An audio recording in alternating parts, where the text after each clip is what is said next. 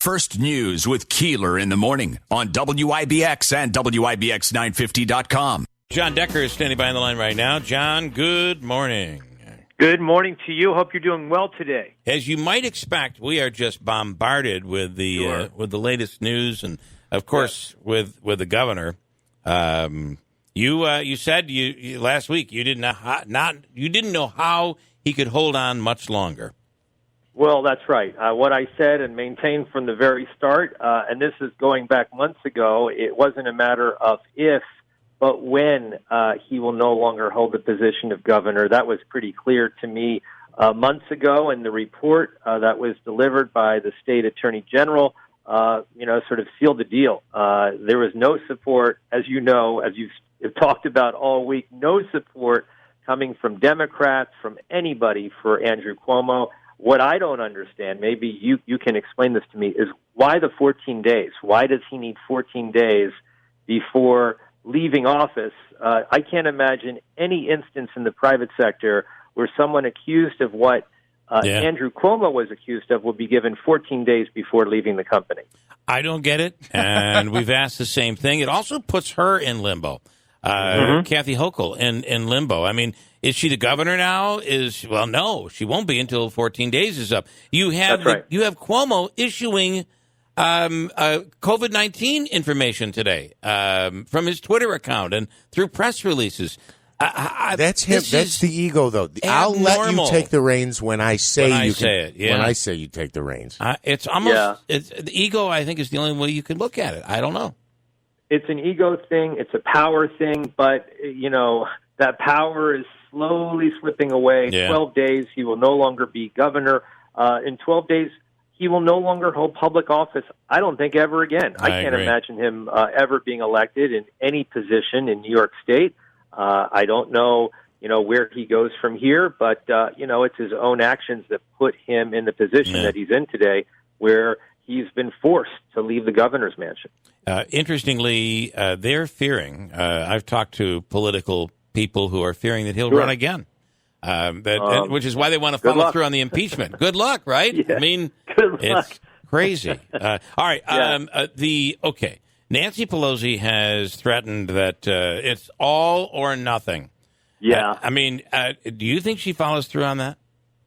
Well, it really depends. It depends how much power these moderate Democrats in the House have, because they're not pleased. They're not pleased with what her plans are, which is to tie the $1 trillion bipartisan infrastructure package along with a $3.5 trillion reconciliation package. And in fact, moderate Democrats have been clamoring, some very publicly, for an immediate vote on that $1 trillion bipartisan infrastructure legislation.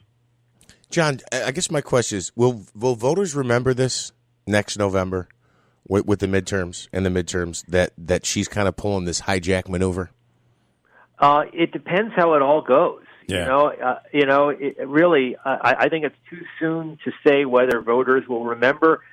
If Pelosi and Schumer are successful and manage to get both of these bills passed and signed by President Biden, those are victories. You can't say anything otherwise. But if she backs down and just puts that $1 trillion bipartisan package on the floor of the House, it will pass. It may not get the votes, by the way, of the progressives like Alexandria Ocasio-Cortez, but it will be made up for it by Republicans, actually, in the House of Representatives, who have large numbers who will support this package. And it does do the things that are necessary in every community all throughout the country, improving roads and bridges and highways and improving broadband, the electrical grid. That's the reason why it got bipartisan support in the first place.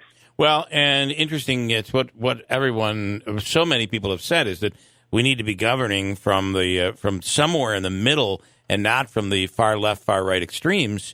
And this is it. And she has to be able to see that if she requires it to be to include the far left in this way, that it's not going to happen and nothing will get done. Well, that's right. It will embolden the far left, that's for sure, in terms of what they can do for the next 2 years until the midterm elections. And I think it will lead some moderate Democrats to consider, and we saw this happen, by the way, in the past 2 weeks, some moderate Democrats in the House say, you know what, I'm done. I'm quitting. I'm retiring. I've served all that I can serve, and now it's the progressives that really have the power, and even though they're a minority, but they have the vocal power within the caucus, and that's going to disappoint a lot of moderate Democrats in the House. I have about 20 seconds. Congressional Budget Office on Thursday on what this $1 trillion bipartisan infrastructure package will do to the deficit. Not good, right? It's not good. It will increase the deficit, I think, by $500 billion. That being said, it did not dissuade any Republicans. Still got 19 Republican senators, including Mitch McConnell. Wow. So a lot of deficit hawks ended up supporting this bipartisan infrastructure package. John Decker, thank you so much. We'll do it again. Thank you. Thanks, Bill. Bye-bye. Have a great week. This podcast is sponsored by Ramp. Are you the decision maker in your company? Consider this. For the first time in decades, there's a better option for a corporate card and spend management platform. Meet Ramp, the only corporate card and spend management system designed to help you spend less money so you can make more. Most corporate credit cards offer points as incentives, but those points amount to less than their worth in real cash value. Ramp's business cards offer you cash back, real money in your pocket. Plus, you control who spends what with each vendor. And Ramp's software collects and verifies receipts automatically, which means you'll stop wasteful spending and close your books in hours instead of days. Businesses that use Ramp add up to 5% to their bottom line the first year. If you're a decision maker, adding Ramp could be one of the best decisions you've ever made. And now get $250 when you join Ramp for free. Just go to ramp.com/easy. Ramp.com/easy. RAMP.com/easy. Cards issued by Sutton Bank and Celtic Bank, members FDIC. Terms and conditions apply.